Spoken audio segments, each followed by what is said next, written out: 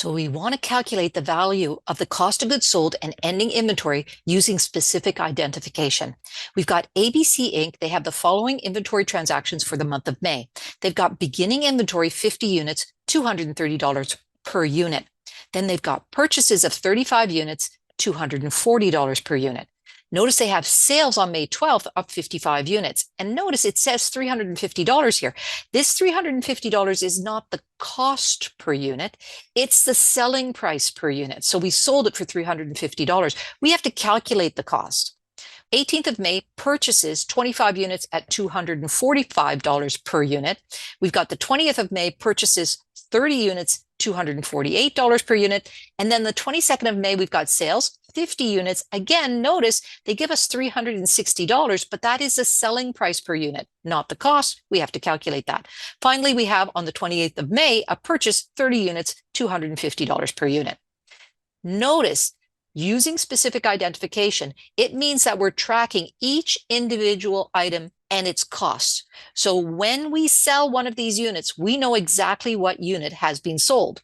As a consequence, we have some information. The sale on May 12th was 25 units from May 1st and 30 units from May 7th. 25, 30, that equals 55. On May 22nd sale, we have 20 units from May 1st, 5 units from May 7th, 15 units from May 18th, and 10 units from May 20th. So looking at this, we've got 20, 25, 35, 40. That is 50 units sold. Awesome.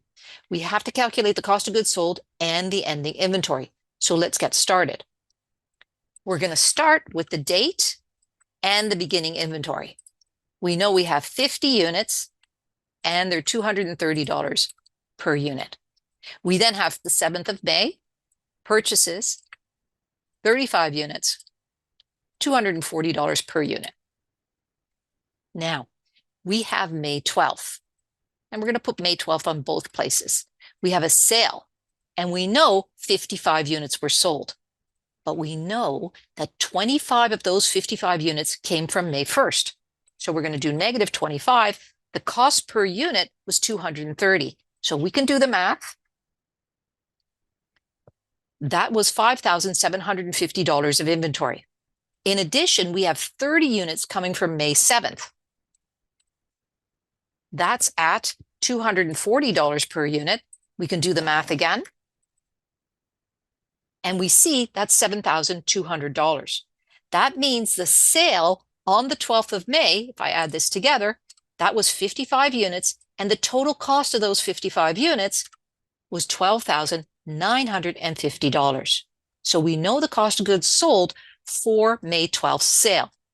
We now keep moving forward. We've got 18th of May, a purchase, and it's for 25 units at $245 per unit.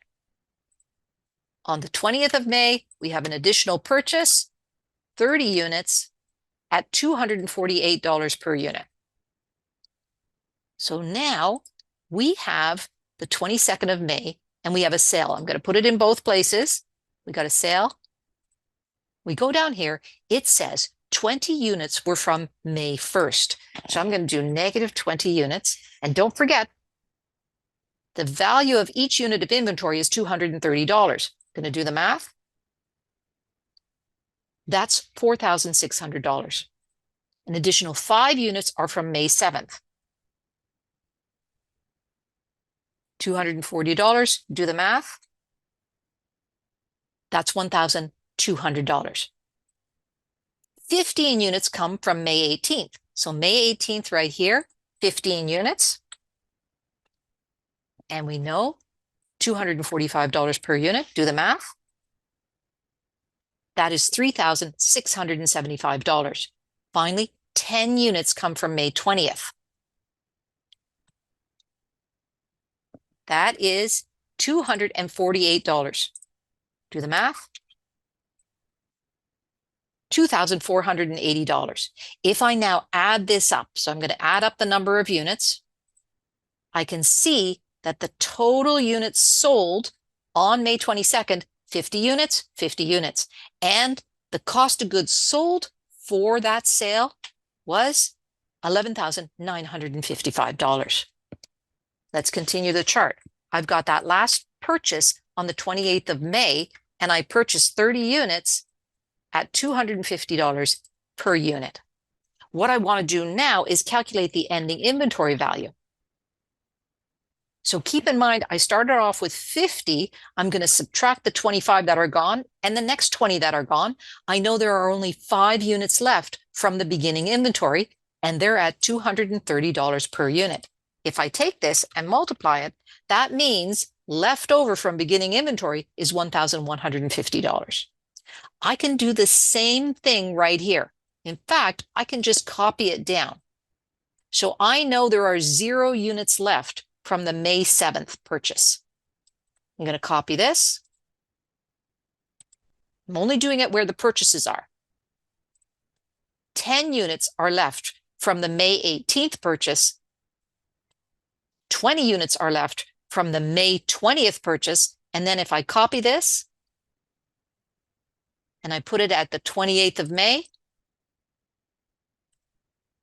I can now see that the total number of units left in ending inventory is 65 units. What is the total value of those units? Total value of those units is $16,060.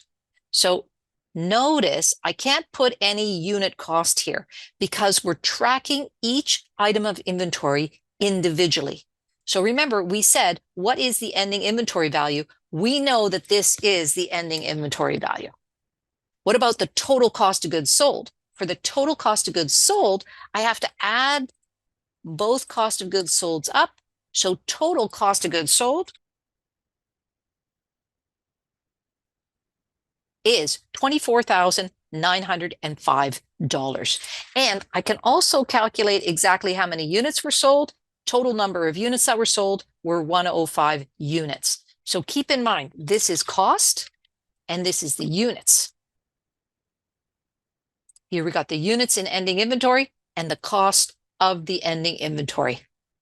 So that's how to calculate the cost of goods sold and the value of ending inventory under specific identification.